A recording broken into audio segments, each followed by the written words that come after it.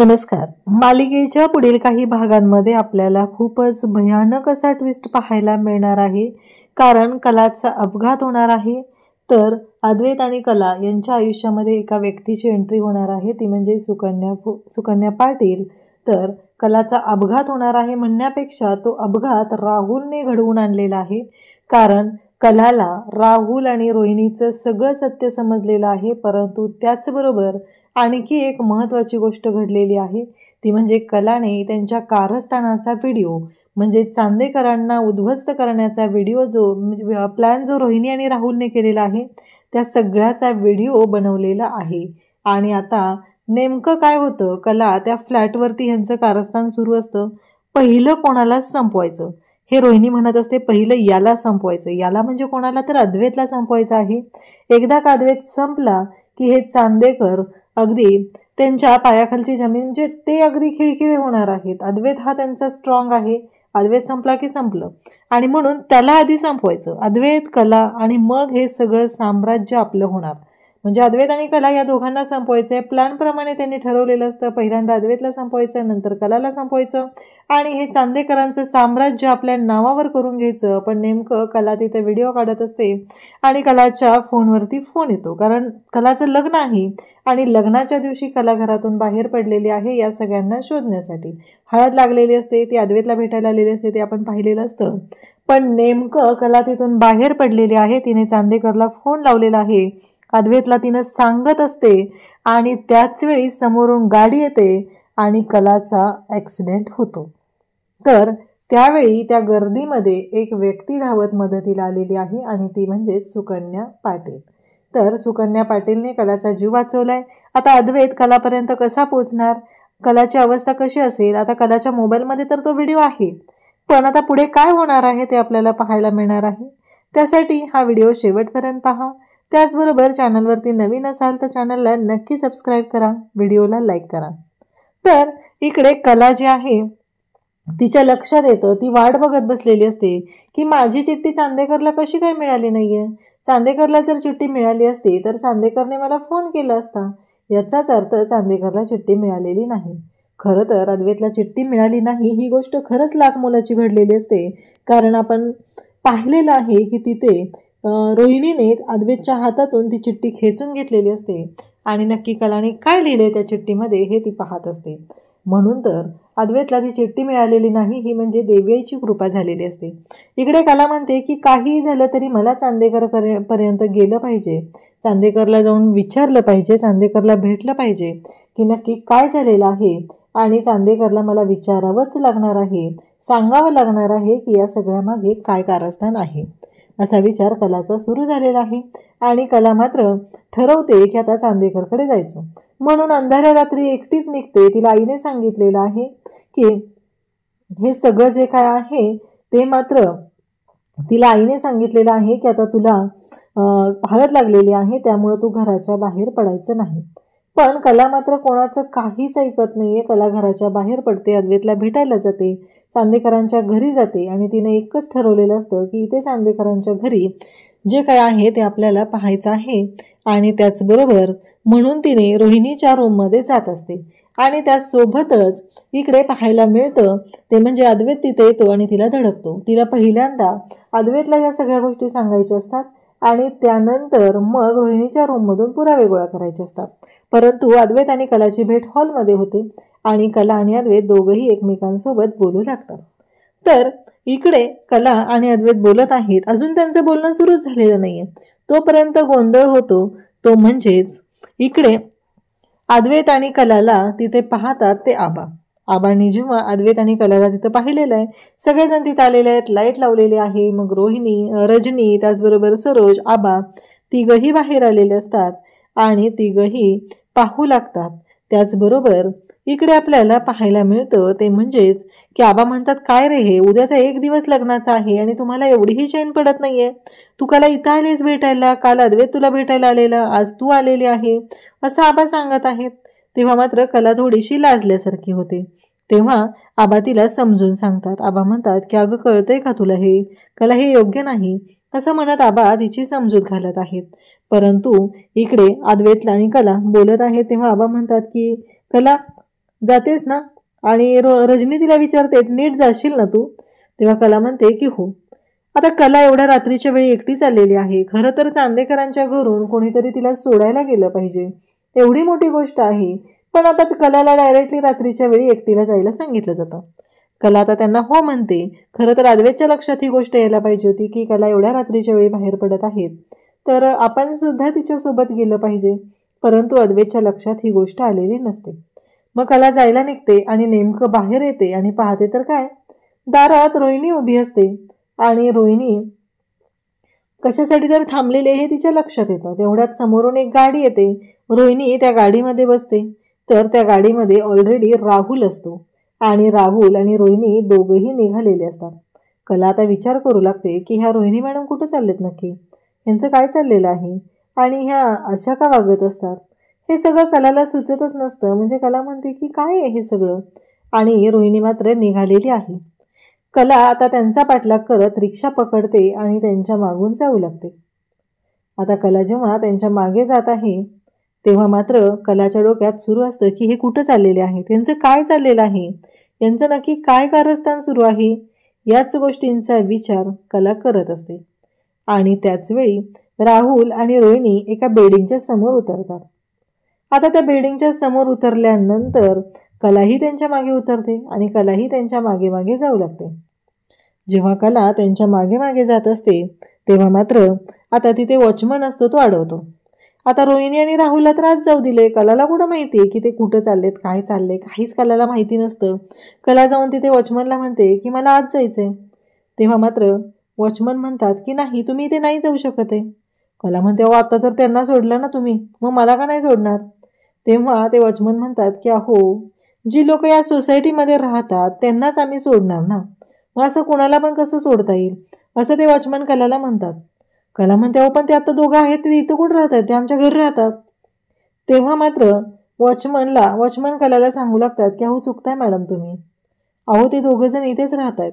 आणि मग कलाला तो फ्लॅटचा नंबर दाखवला जातो, फ्लॅट नंबर, आणि कलाला धक्का बसतो.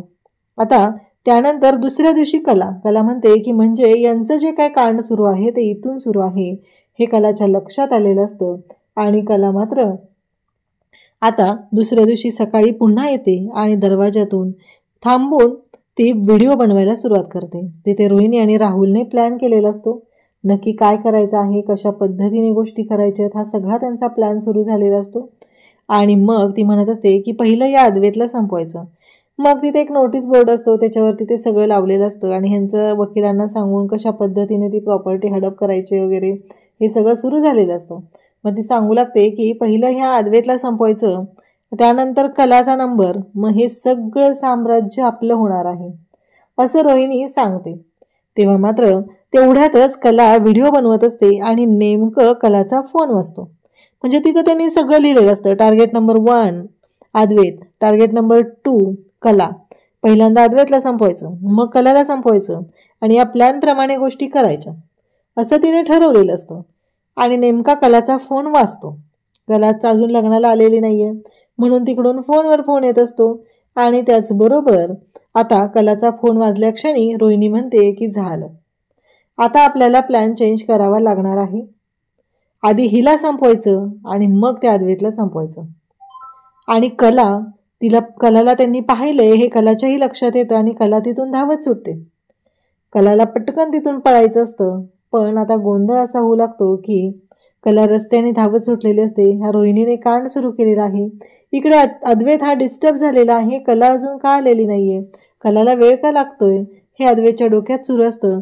कला मात्र रस्त्याने धावत सुटले. समोरून एक गाडी येते, कदाचित ती गाडी राहुलची आहे. कला अद्वैतला फोन करते, चांदेकर मला तुला काहीतरी सांगायचंय, असं कला म्हणते. आणि समोरून येणारी गाडी कलाला धडकते आणि कला जोरात किंचाळते आणि त्यानंतर कलाचा आवाज बंद झालेला आहे. इकडे अद्वैत मात्र म्हणत असतो की काय झालं, खरे काय झालं. या रोहिणीने तर एवढं मोठं कारस्थान केलंय की तर कलाला संपवायचा तिने प्लॅन आखलेला असतो आणि त्या पद्धतीने कलाला तिने संपवलेलंही आहे.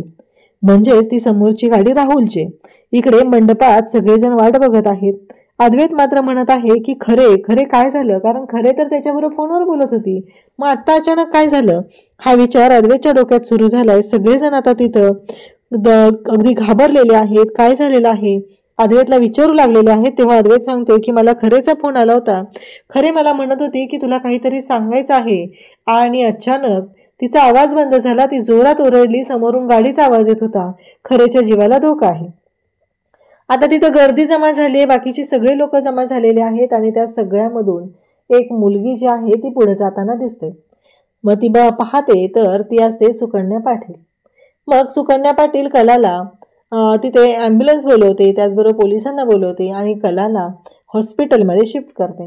आता इकडे अद्वैतला कळलेलं असतं, कारण अद्वैतने त्या लोकेशन ट्रेस केलेलं असतं. त्या ठिकाणी तो पोचलेला असतो. कलाचा अपघात झाला ही गोष्ट कळते. म्हणजे पेशंट हा सिटी हॉस्पिटलला ॲडमिट केलाय इथंपर्यंतच्या गोष्टी समजलेल्या असतात.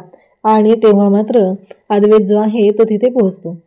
आता कलाची कंडिशन क्रिटिकल असते. तिच्या डोक्याला मार लागलेला असतो आणि त्याचबरोबर कला मात्र बेशुद्ध अवस्थेत असते. डॉक्टर सांगत असतात की ऑपरेशन करावं लागणार आहे. अद्वैत सांगत असतो की जे करायचंय ते करा, लवकरात लवकर करा, पण माझ्या खरेला काहीही होता कामा नये, असं अद्वैतनं सांगितलेलं असतं. तेव्हा मात्र आता कलाची काळजी अद्वैतला असते. त्याचबरोबर घरातले सगळेजण आलेले असतात.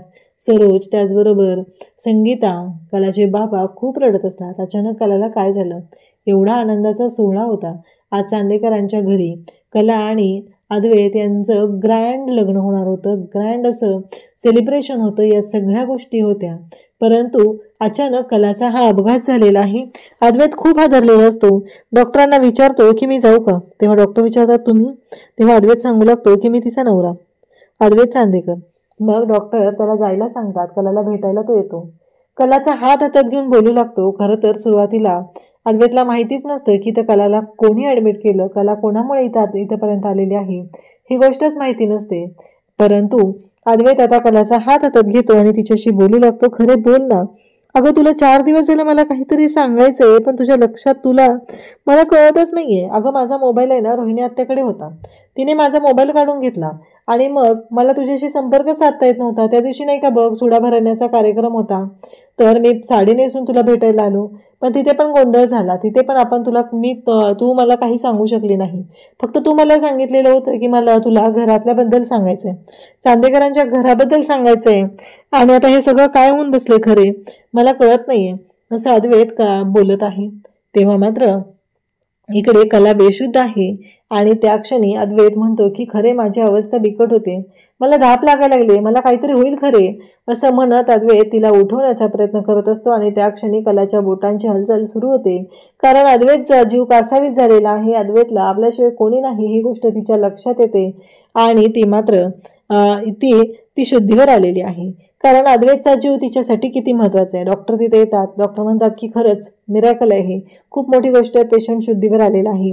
आणि अद्वैतला इतका आनंद झालेला असतो की तो अक्षरशः कलाला त्या क्षणी तिथे मिठी मारतो. तेव्हा डॉक्टर म्हणतात की अहो पेशंट नाजूक आहे, असं नका करू, असं डॉक्टर सांगू लागतात. तेव्हा मात्र इकडे अद्वैत आता मिठी मारतो कलाला आणि त्यानंतर स्वतः शांत झालेला आहे. कला मात्र आता उठलेली आहे. कला अद्वैतचा हात हातात घेते आणि अद्वैतला सांगते की माझा मोबाईल, आणि राहुल, रोहिणी आणि त्या दोघांनी प्लॅन केलेला आहे चांदेकरांना उद्ध्वस्त करण्याचा. अद्वैत तुझ्या जीवावर उठलेले आहेत. अद्वैत म्हणतो अगं खरे काय बोलतेस तू हे. तेव्हा कला म्हणते तुला माहिती आहे का अद्वैत, आता माझा जो अपघात झालाय ना तो सुद्धा राहुलने केलेला आहे. मला सांग त्या लग्न मंडपामध्ये तुला राहुल आणि रोहिणी मॅडम तुला कुठे दिसल्या का. तेव्हा अद्वैत म्हणतो की नाही, बरोबर आहे तुझं, आणि अद्वैतने कलावर विश्वास ठेवलेला आहे. इकडे कला सगळा जो रोहिणीचा प्लॅन आहे तो अद्वैतला सांगते आणि त्याचबरोबर सांगते की माझ्या मोबाईलमध्ये एक व्हिडिओ आहे, तो महत्त्वाचा पुरावा आहे, त्यामुळं आपल्याला काही करून त्यांची वाट लावायची आहे, असं कलाने अद्वैतला सांगितलं. अद्वैतला सुद्धा खूप बरं वाटत आहे. फायनली कला आणि अद्वैत दोघंही आता एकत्र तर आलेले आहेत. कलाने या सगळ्या गोष्टी त्याला एक्सप्लेन केलेल्या आहेत. त्याचबरोबर आता बाकीचे सगळे जमलेले असतात. तेव्हा डॉक्टर सांगतात की यांच्यामुळं तुमच्या मिसेस वाचलेल्या आहेत. मग इकडे अद्वैत त्यांच्याकडे जातो. जी सुकन्या पाटील आहे तिच्यासमोर हात जोडतो, म्हणतो की खरंच आज तुम्ही माझं प्रेम वाचवलेलं आहे, माझ्या बायकोला वाचवलंय, ती म्हणजे माझं सर्वस्व आहे. जर ती नसती तर खूप अवघड झालं असतं. खरंच मी तुमचे उपकार कधीच फेडू शकत नाही, असं म्हणत अद्वैतने सुकन्या पाटीलचे आभार मानलेले आहेत. अशाच अपडेटसाठी चॅनलशी कनेक्ट राहा. थँक्यू.